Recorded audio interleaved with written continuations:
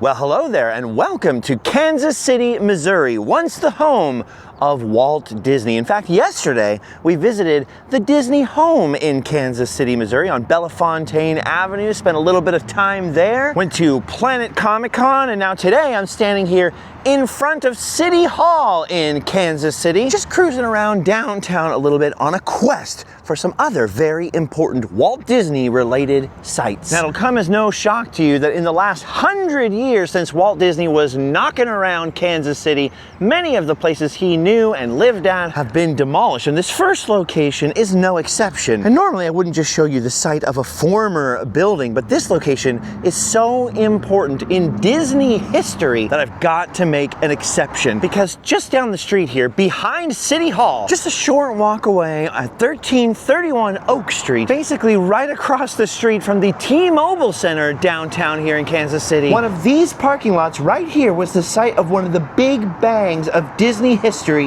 the L.B. Price Mercantile Building. And amongst the occupants of that building, among the people doing business there, was a company called the Pesmen-Rubin Commercial Art Studio. And it was here in this building that stood right on the side of this parking lot that in 1919 Walt Disney was hired for his first job as a commercial artist. He'd been doodling basically his whole life, all the way back in Marceline, Missouri, and worked a series of odd jobs, newspaper boy, all kinds of things in Kansas City before going off to be an ambulance driver in France just at the tail end of World War I. And when he returned to Kansas City, Walt Disney was determined to make a name for himself as an artist, and this was the first place he was hired. Now that alone would make this an insane Disney-related location, but what makes this location ground zero for the Walt Disney Company is not only that Walt Disney got his first job as a commercial artist here, but this is where Walt Disney met another young employee of the firm,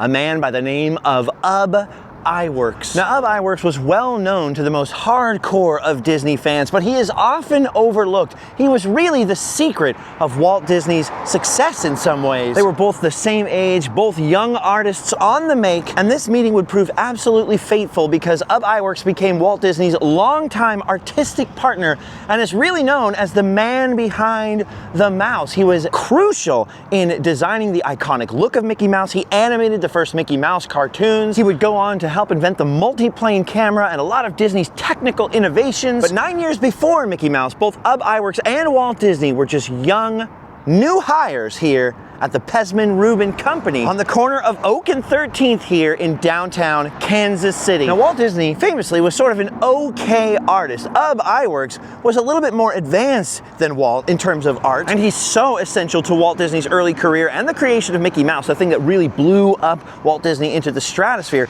He's almost sort of cited as a co-creator in a way of Mickey. But here at Pesmen-Rubin, they weren't really creating anything yet, except for the artwork they were told to create. Pesmen-Rubin, like I said, was a commercial art company, so they designed things like theater programs, advertisements, and more importantly to this story, Christmas catalogs during the Christmas rush. So both of them were really hired just for the seasonal rush here at Pesmen-Rubin. For Walt Disney, like I said, it was his first job as a commercial artist, and in January of 1920, sadly, both of them were laid off from the company when the Christmas catalog rush was over. Now, Walt Disney and Ub Iwerks got on like a house on fire, and they both decided they were pretty good at this art thing. We don't need some pesky commercial art company to do these jobs. And so the two guys decided to strike out on their own. And they didn't have far to go, because right here on the corner at 1301 Oak Street, and I'm pulling most of this from memory, so forgive me if I botch the name a little, a Disney family friend by the name of Alvin Carter had an office here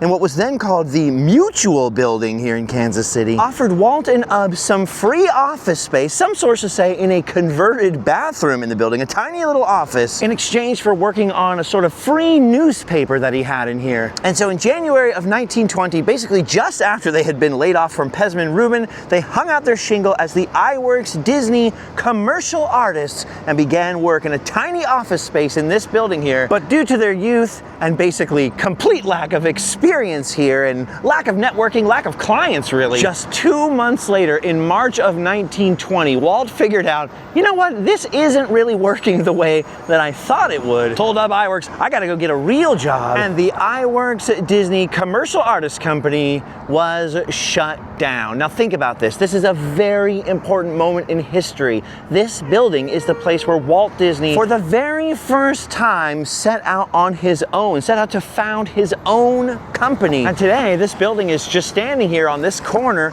just a block or so down from City Hall back there. And tragically, and to my very great surprise, look at this. There's not a plaque.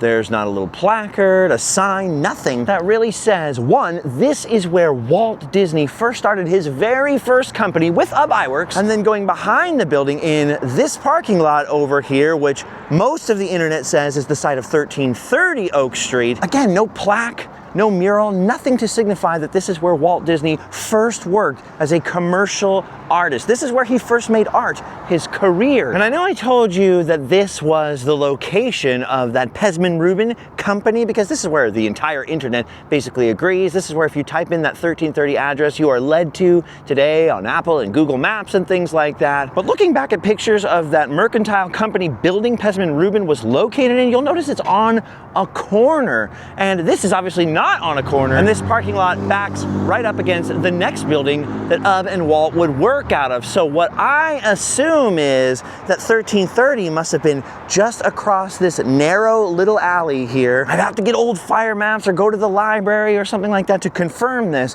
but I believe it was probably located right here in this parking lot. And again, there is no mural, there is no plaque, there's no sort of historical marker, nothing to signify the exact location. This is just sort of an educated guess that it was probably a few feet away from where most of the internet claims the site was, which means that perhaps somewhere right here, Walt Disney first met Ub Iwerks. Those two struck up a friendship and eventually a partnership that little did they know would lead to the creation of Mickey Mouse and all those classic animated shorts, things that would literally change the world in terms of entertainment, influence so many people's childhoods, go on to influence so much of the rest of art and culture that's been developed since then. I mean, this is a really important site in world art history. I am genuinely shocked that there is no sort of plaque or mural. There's nothing to mark the actual location where Walt Disney met Ub Iwerks. And the crazy thing is, like I said, it's right across the street from the T-Mobile Center over there, which means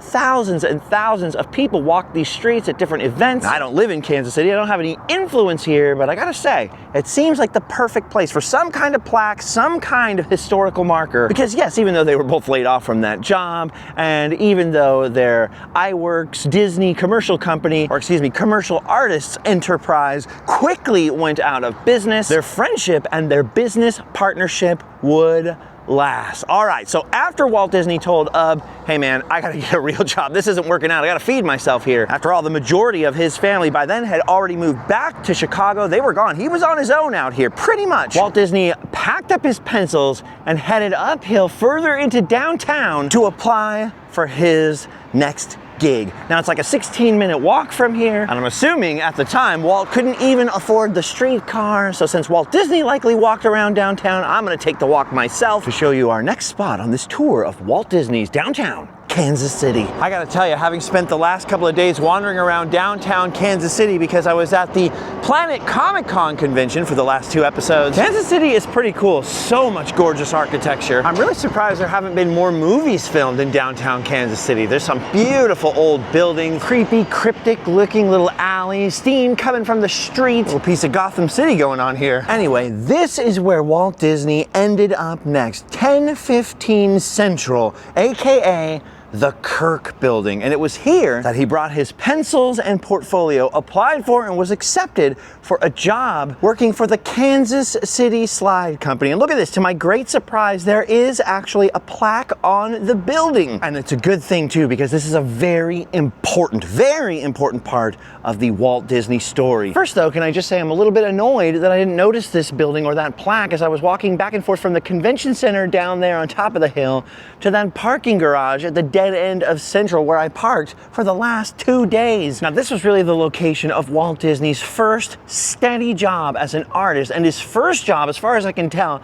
as an animator. The Kansas City Slide Company had been established about 10 years earlier in 1910 by Arthur Verne A.V. Cogger, and they specialize in producing glass slide advertisements that were projected on movie screens at movie theaters before the film started. So like today, when you go to AMC or Regal and you go see any movie, you'll notice there's all kinds of ads at the beginning for Coke and stuff like that. And it's crazy to think that the same thing was going on more than 100 years ago in Kansas City, and the Kansas City Slide Company was producing those advertisements. And this is the building the company was located in when Walt Disney first got hired. Shortly after he was hired, the company changed its name to the Kansas City Film Ad Company and moved locations a little south of downtown. From what I understand, that building actually still stands too. But to make a long story short here, once Disney got the job, he quickly convinced his employer that they needed to hire the up-and-coming Ub Iwerks, and the two were reunited here. And this is where Walt Disney went from those still drawings, right, for those slide advertisements, just sort of a one-picture drawing, to very, very rudimentary, sort of cut-out animated advertisements. And so it was while working for this company at this job over here that Walt Disney turned his focus from cartooning to animation, from illustrating to motion pictures. And this was his first job in the motion picture industry, a very important historical location. And I am so, so happy that it does have a historical plaque right here for the Kirk building. And it does mention both Walt Disney, Ub Iwerks, and the Kansas City Slide Company. And I just learned something from this plaque. In 1983, when the neighborhood was in decline, a lot of buildings were being taken down, a guy named Phil Kirk purchased and renovated this building, hence the moniker, the Kirk Building. He was also apparently instrumental in founding the Crossroads Academy, which is now a school here, a rigorous academic school, the plaque said. And it's kind of cool that not only did Walt Disney get his first lessons about the motion picture business and animation over here, but now there are other Kansas City youngsters cutting their teeth and getting their education in this building. Actually, one of the teachers just came out and I was talking to her about the Walt Disney locations here, and I mentioned the Charlotte Street location that the Kansas City Slide Company later moved to, where Walt Disney and Ub Iwerks also worked. And unfortunately for history, but thankfully for my poor legs, she let me know my information is outdated and that building no longer exists. But that's okay, because the most important next location was actually the Disney home on Bellefontaine, or rather, the garage behind the home, where Walt Disney, unable to persuade the Kansas City Slide Company, or Ad Company, to delve into cell animation, was starting to experiment with Ub Iwerks and moonlighting, creating Newman Laugh-O-Grams, little short films for the Newman Theater. So it's actually the house we saw in the last episode where Walt Disney really started working on animated cartoons. And luckily we visited the house yesterday, so we don't have to walk all the way back there today. However, these old legs still have a little more work to do, because there is another very important location in downtown Kansas City that there's no way we can avoid visiting if we have the time. So off I go on another 20-minute walk, but it's not bad. I like walking around here, trying to picture this city back in the 1920s, picturing Walt Disney walking around here. Now, the Kansas City Slide Company, like I mentioned, was Walt's first steady job in sort of entertainment and art. The company changed names and locations, but he worked there for about 2 years and 4 months before eventually moving on once again with his pal Ub Iwerks to start their own business, which we'll get to. We're gonna fast forward a little bit in the story though. This is Kansas City's Union Station, built and opened in 1914, and at the time it was built, trains were still the main method of transportation across the United States, and this was one of the largest train stations in the country. Literally thousands of passengers per day were coming in and out of Union Station, and this place was absolutely crucial for Walt Disney in a couple of ways. As I just mentioned, when he started his own company again with Ub Iwerks, the famous Laugh-O-Gram Studios, doing the same kind of work as they were doing for the Kansas City Slide Company, only this time with Walt Disney in charge. Ultimately, it was once again a failure, which is probably why Walt always looked back with fondness at Marceline and sort of glossed over the Kansas City period, because it was marked with so many failures. But like Thomas Edison, he was really just learning all the ways to not invent a light bulb, if you know what I mean. Anyway, in the last final months of Laugh-O-Gram, and I know we fast forwarded the story a little bit, Walt Disney was so broke he ended up living on the studio floor, just sleeping in their little office that had apparently no sort of proper restroom or at least shower facilities. And so the legend goes that when Walt Disney was on really hard times, once a week he would come down here to Union Station where there were restroom and shower facilities for the travelers and pay anywhere from 10 to 25 cents to get a hot shower. Now this story is in multiple biographies of Walt Disney. Sometimes they mention the sort of pay showers for guests that were traveling by train. Sometimes they say he sort of snuck in and used the sinks to shower himself off. But from all the historical research I've seen, these giant train stations from back in the day did have shower facilities for travelers that you had to pay for. And they must have been nice, must have been quite a luxury for Walt Disney at the time, because Union Station isn't really near either of the places Walt was working for back in that time period. And they must have been nice, and it must have been quite a luxury for Walt Disney, because Union Station is nowhere near Laugh-O-Gram. It must have been quite a little journey, and like I say, quite a luxury for Walt Disney, who was down on his luck at the time. His family had moved away from Kansas City. And for context, this is all going down in the period between May 1922 and July 1923. This was Walt Disney's bathroom. Now today, as you can see from the giant banner up here, Union Station is used as something of an event center because there's so much square footage in the building, and obviously a lot fewer travelers on the railroads today coming in and out of Union Station. And it just so happens that after all this walking around, I need to use the restrooms here. So I'm headed inside, and this is one Walt Disney location I've actually never been to. Oh, wow. Oh my gosh, would you look at the size of this incredible building. Holy cow. Now I have to give a special shout out here. There's a fellow by the name of Jason Craig, a Kansas City local. He had a YouTube channel called 66 Hell Ride, and back in the very earliest days of me doing YouTube videos and my friend Adam the Woo doing YouTube videos and traveling around, he would always reach out to us. He was a great guy, a really kind guy, nice supporter, one of my earliest supporters in fact, and he would always tell us, you guys got to come down to Union Station. He would always reach out to me and tell me about the Kansas City Walt Disney spots back then. Sadly, he was diagnosed with ALS, with Lou Gehrig's disease, became wheelchair bound, and then eventually just communicated with us typing with his eyes, actually, as the disease kind of took over. The last message I got from him, he was in the hospital wearing a Random Land shirt, sent me a picture and really strongly encouraged me. He said, I don't have long, guys, but I really want you to go and film Union Station and another spot here in Kansas City. And so I got to dedicate this little portion of the video to Jason Craig's 66 Hell Ride. And boy, was he onto something. Look at the size of this place. It's incredible. Look at this. There are so many little spaces. There are restaurants and bars. You got to go this way to get your Amtrak tickets. Look at this, the Haverty Railroad Gallery in here. Oh wow, look at that miniature train. Walt Disney sure would have loved that. That's about the size of Walt Disney's live steamer trains he would ride around once he was successful in Los Angeles. But of course, at the time Walt was here, he was anything but successful, coming to Union Station to use the restrooms, to have a shower, and of course, importantly, to ride the trains. Oh, look at this shop, the Rally House. They got all kinds of Kansas City souvenirs. Oh, including some Union Station souvenirs. I might pick myself up one of those.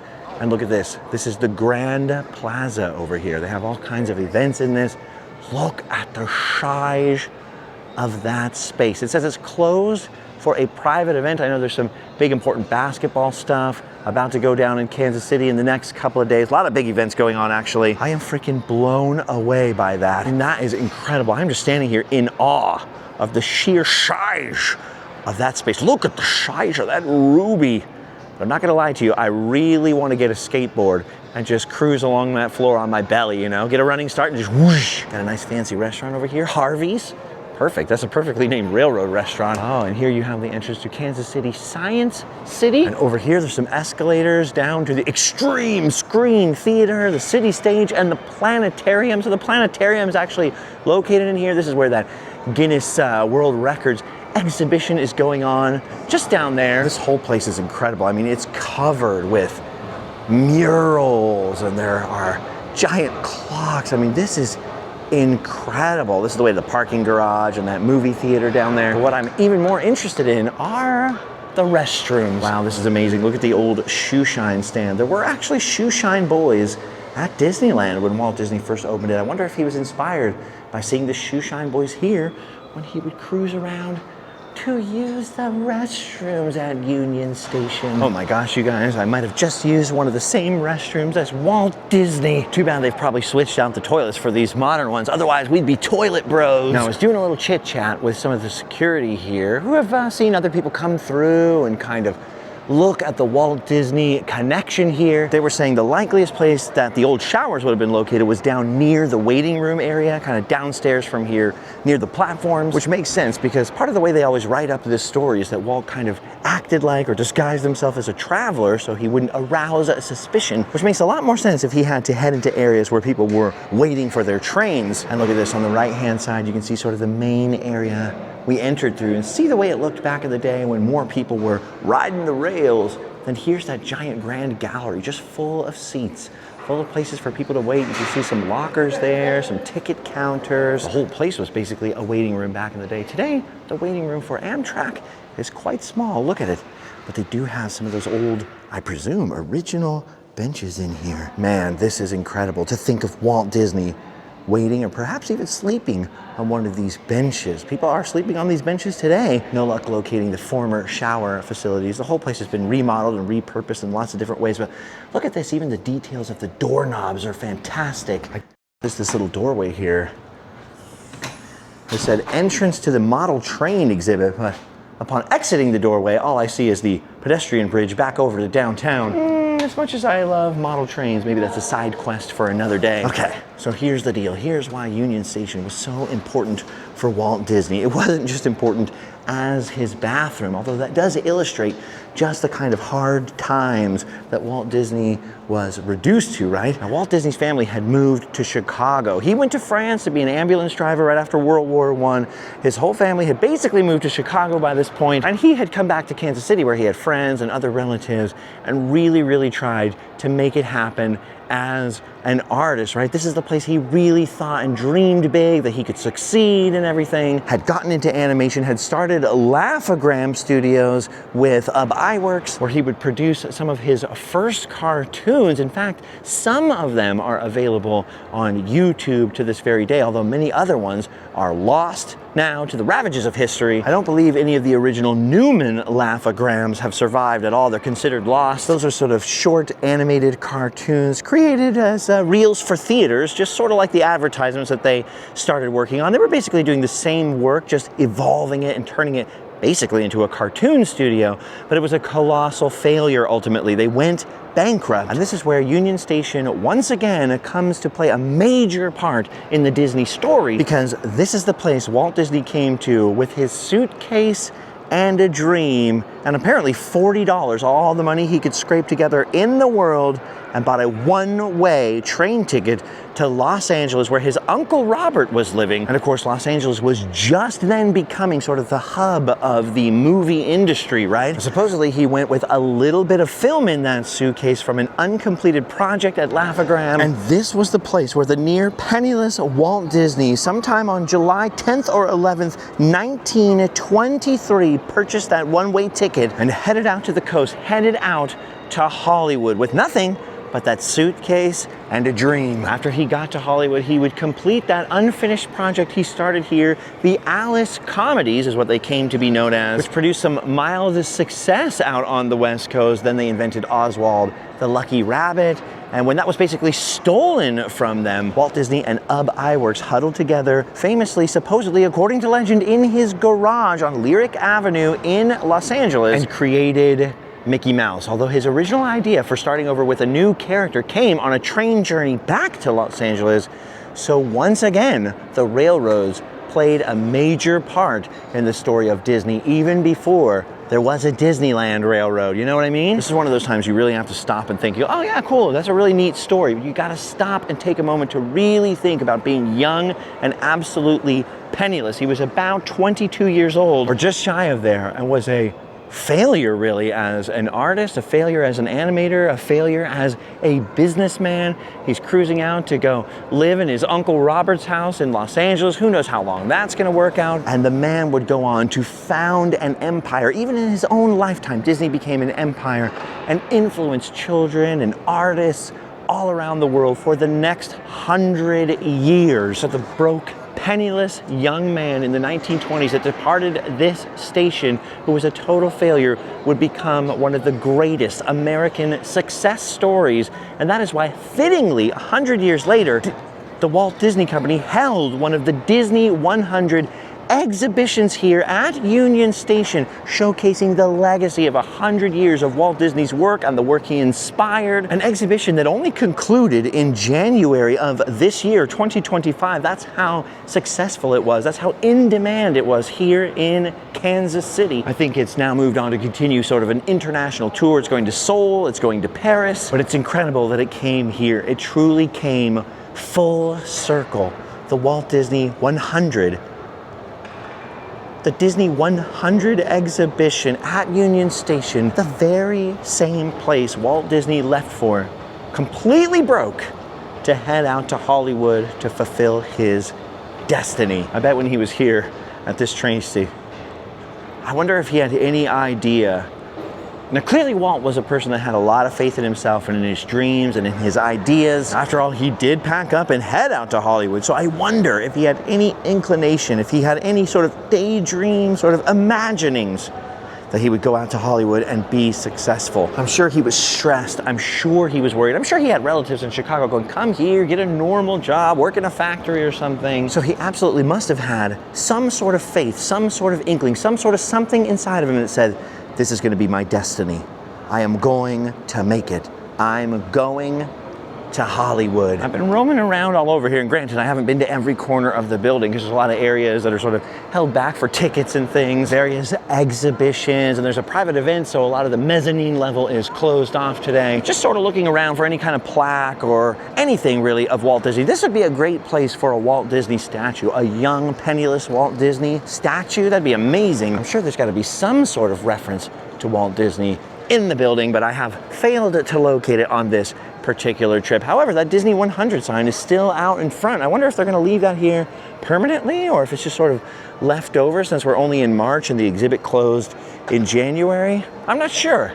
Be interesting though if it's stuck around. All right, now we've got to move on to Laugh-O-Gram itself. Laugh-O-Gram is located a little ways away from downtown proper. It's in a sort of rough area, an area of Kansas City that's sort of fallen on hard times. And I've basically accidentally given you a description of what Walt and Ub were doing at Laugh-O-Gram already. They were working on those pre-movie advertisements for movie theaters. They were trying to get any kind of work they could really, but the main thrust, the main innovation of Laugh-O-Gram was trying to work on animated shorts, which were becoming very much a staple of the movie theater experience back in the 1920s. Laugh-O-Gram is where Walt Disney and Ub Iwerks started to produce those early animated cartoons. And Walt was very hands-on. He wasn't just a manager, he was also drawing some of the frames himself. They were already experimenting with blending live action with animation, which was the thing that really created Walt Disney's early success with the Alice comedies. And luckily, the Laugh-O-Gram building, or the building in which Laugh-O-Gram was housed,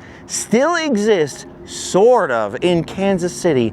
And that is where we're gonna head to next. First, I have a long walk to the car. All right, well, it was a long walk back to the car, but just a short drive away to the intersection of 31st and Troost Avenue down here in Kansas City. An area that you can see is, well, undergoing challenges, going through some struggles. But here we are, 1127 East 31st Street, Kansas City, Missouri, the former site of Laugh-O-Gram, with the company being founded on May 23rd, 1922, but declared bankrupt, of course, by July 1923. This is where he started producing modernized fairy tale cartoons. Of course, Disney Pictures would become famous for reinterpreting old fairy tales, and it all started right here, that whole experiment. Part of the big problem with the failure of Laugh-O-Gram was a big contract with something called pictorial clubs that never ended up paying Walt Disney for the work that he and Ub and their staff did for them, which sort of indirectly led to the later bankruptcy. But it was here in 1923, in the beginning of 1923, that they began work on Alice's Wonderland, that hybrid of live action and animation that was a real game changer. There were a lot of people experimenting with that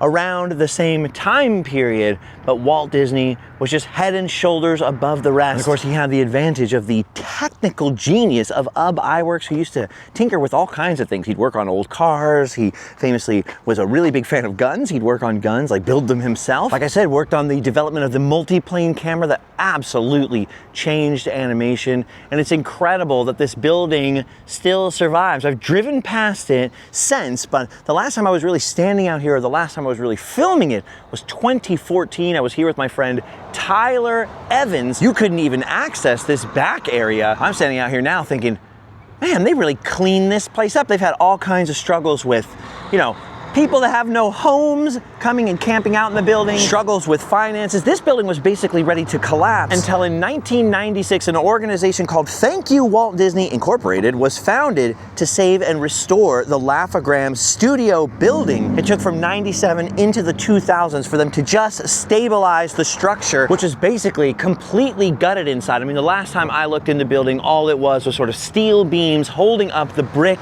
skin of the building, but at least that survived. I'm surprised to see that the murals that were on the building, the big Disney murals, are gone now. When I was here in sort of the 2010s, they were having a lot of struggles with financing, with organization. There were board members that would come and go and quit. In fact, nobody ever saw my original Laugh-O-Gram video from 2014 because when my friend Tyler and I got home and started to edit the video, we had a message from one of the board members. They were going to completely switch strategies and everything because since we couldn't get access to the inside of the building, it was like literally welded shut. I think there was big metal doors on it then and chains and stuff like that.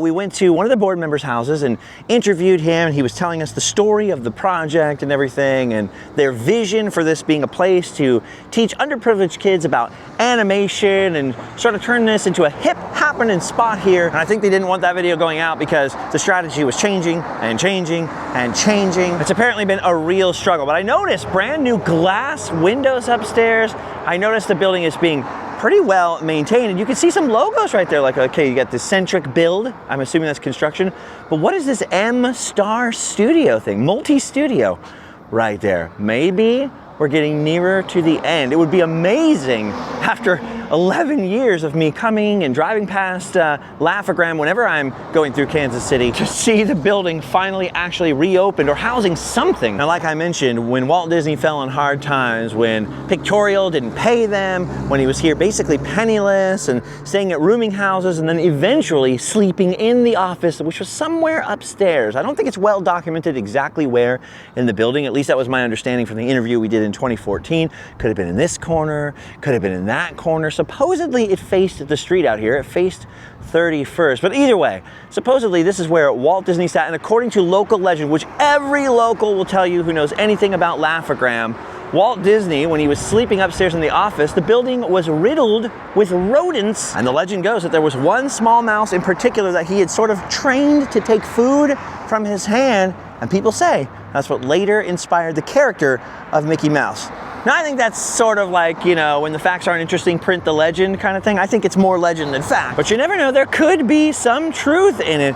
Either way, this is where Walt Disney and Ub Iwerks really struck out on their own and finally made a little headway, really got into producing animated shorts and cartoons, as we understand the word cartoons, not just drawings, but animated cartoons, and literally started working on the Alice comedies that would get Walt Disney his first successes in Hollywood once Roy Disney joined the company, and they had the Disney Brothers Studios, which then became the Walt Disney Studios. So a massively important piece of Disney history. And of course, lots of people come out here, lots of people come by and see Laugh-O-Gram, which, like I said, is in a troubled neighborhood. Although when I was driving in, I noticed little signs of gentrification around the borders of this neighborhood.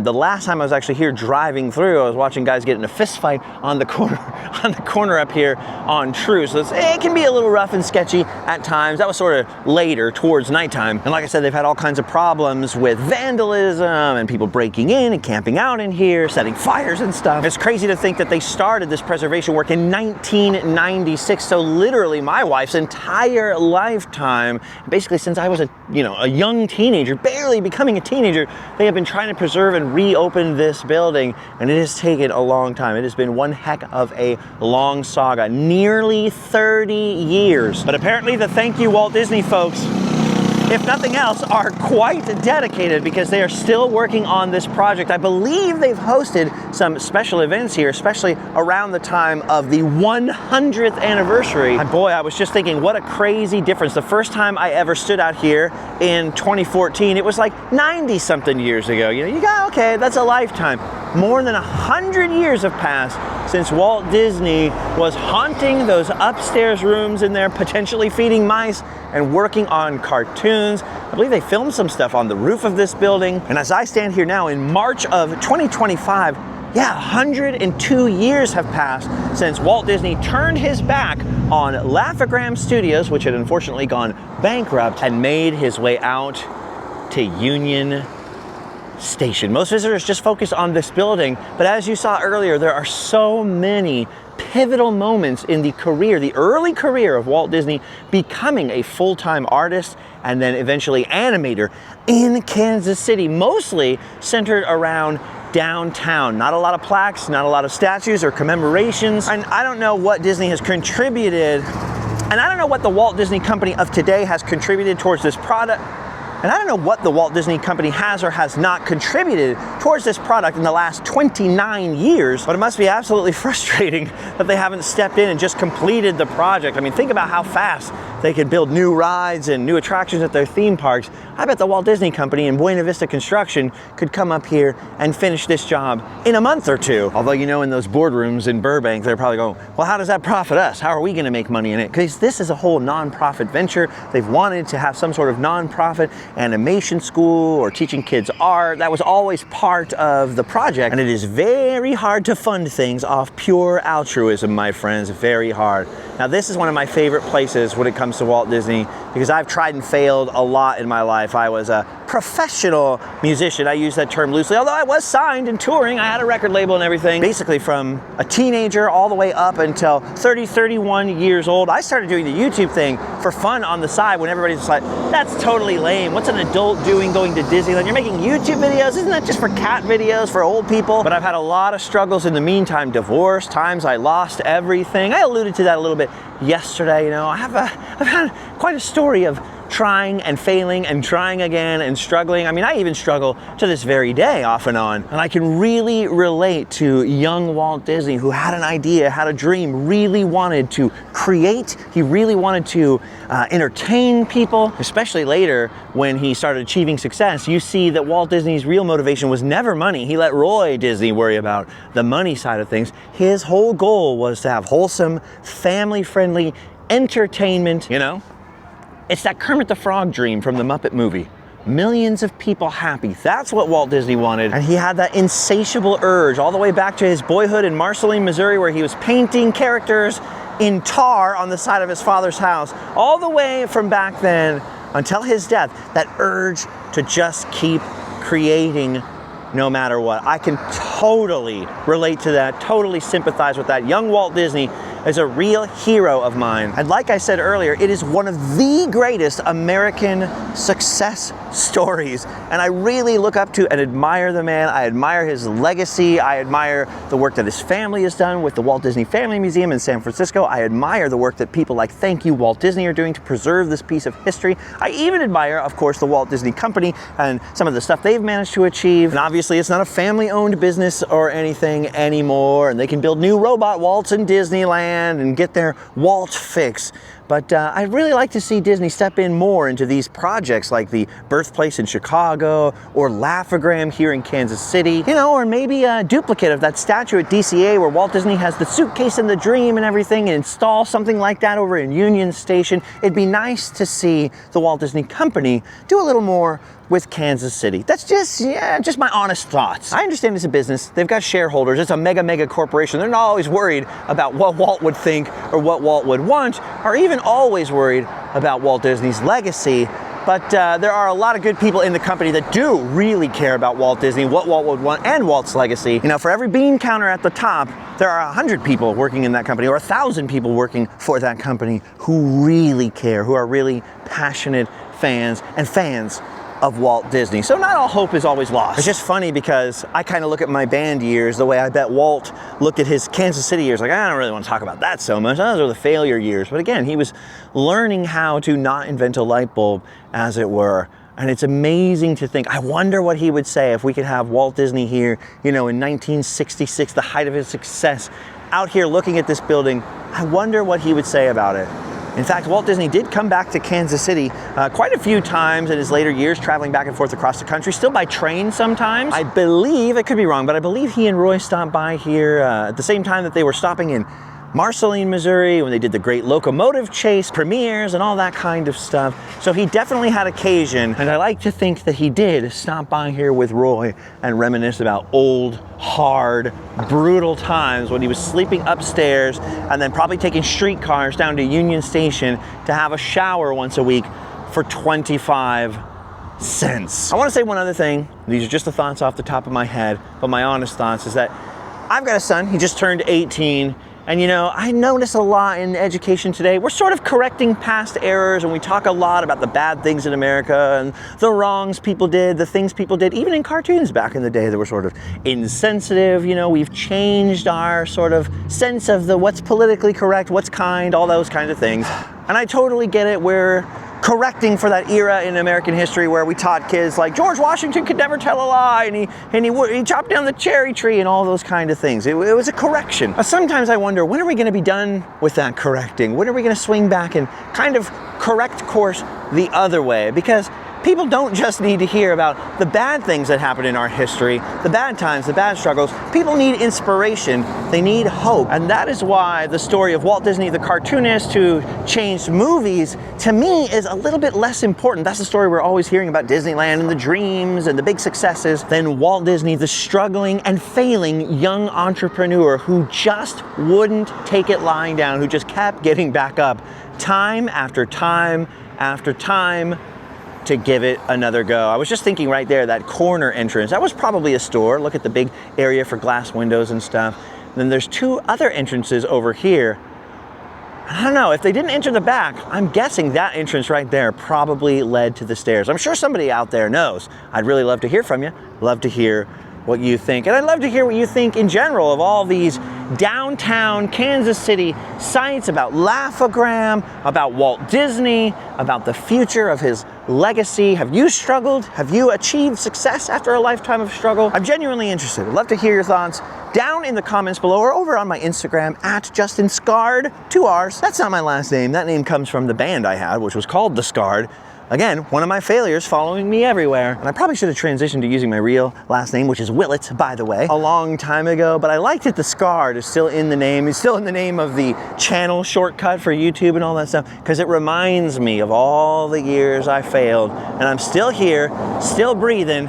It ain't over till you're underground. You know what I mean? And Walt Disney had quite a turnaround in his life. And it's because he never gave up. But remember, his original dream was to be a cartoonist, an illustrator, something he was okay at, he was decent at, but not necessarily the best at. Then of course he pivoted to animation, but he was nothing compared to Ub Iwerks and some other people. And so Walt Disney pivoted again to being a manager, an idea man, a creative guy, and then eventually a movie studio head and theme park entrepreneur. You hear never give up and never give up on your dreams all the time. What you don't hear is that the successful people not only didn't give up and kept trying, but also weren't afraid to adapt, to try new things, and to just keep on moving. So if you've been stuck, if you've been trapped, if you've been spinning your wheels with different dreams or ideas, stay stubborn in that you don't give up in general. But don't forget, you know, I thought I'd be a professional musician the rest of my life. Turns out I wasn't quite as adept at that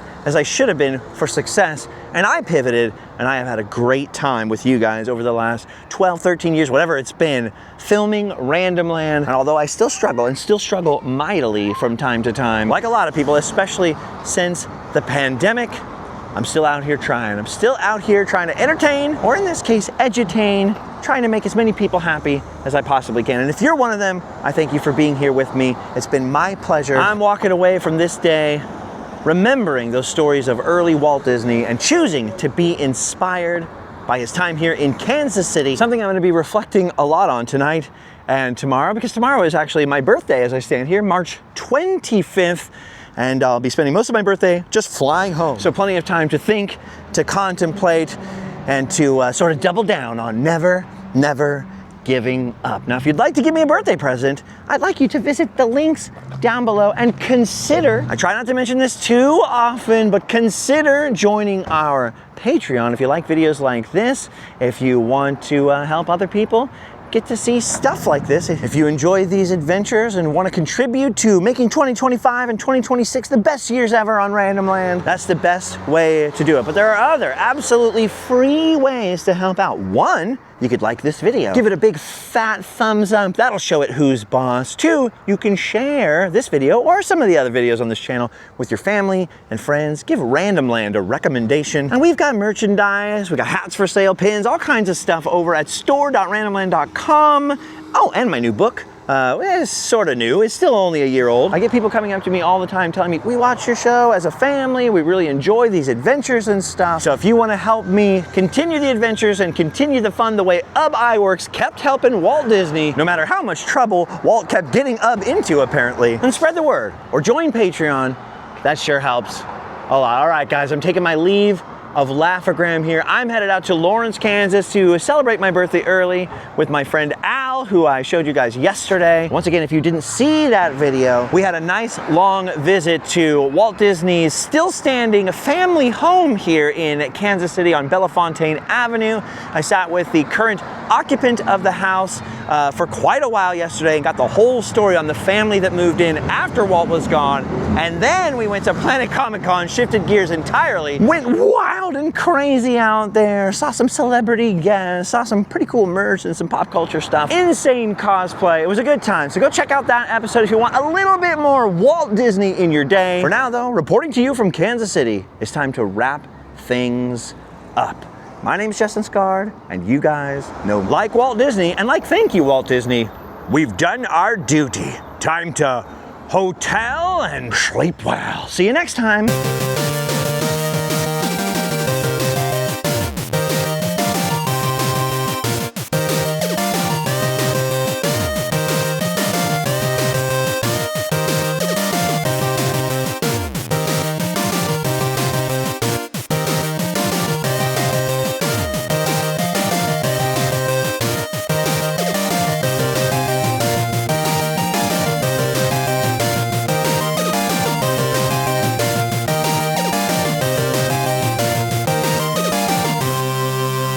They remember. They remember.